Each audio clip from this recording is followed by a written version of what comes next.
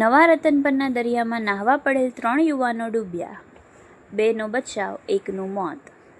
ભાદરવી અમાસના તહેવારને લઈ લોકો દરિયા કિનારે નાહવા માટે ઉમટી પડતા હોય છે.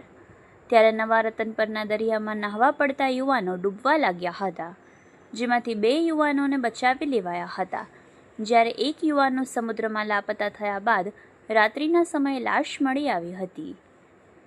સમગ્ર ઘટના અંગે પ્રાપ્ત થતી માહિતી અનુસાર ભાવનગર તાલુકાના નવા રતનપર ગામના કૃષ્ણપણા વિસ્તાર પાસે આવેલ મોડેસ્ટ કંપની નજીકના દરિયામાં આજે સાંજના સમયે 3 યુવાનો નાહવા માટે સમુદ્રમાં ગયા હતા. જે દરમિયાન 3 યુવાનો દરિયાના પાણીમાંના કરંટના કારણે ખેંચવા લાગ્યા હતા, જેને જોતા ત્યાં હાજર સ્થાનિક તરવૈયાઓએ તુરંત જ પાણીમાં ઝંપલાવી 2 યુવાનોને ડૂબતા બચાવ્યા હતા.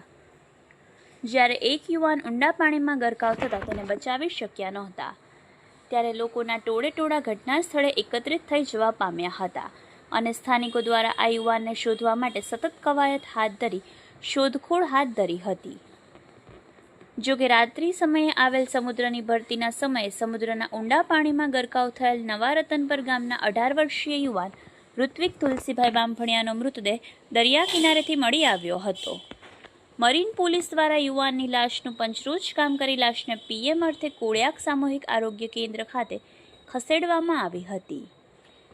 આ કરુણ ઘટનાની જાણ થતાં જ રાજ્યમંત્રી પરસોત્તમભાઈ સોલંકીના સુપુત્ર દિવ્યેશ સોલંકી પણ તાત્કાલિક કોળિયાક હોસ્પિટલ ખાતે દોડી આવ્યા હતા અને ઝડપથી જરૂરી કાર્યવાહી ચાલુ કરવા સૂચનો કર્યા હતા અને પરિવારજનોને સાંત્વના પાઠવી સંવેદના વ્યક્ત કરી હતી.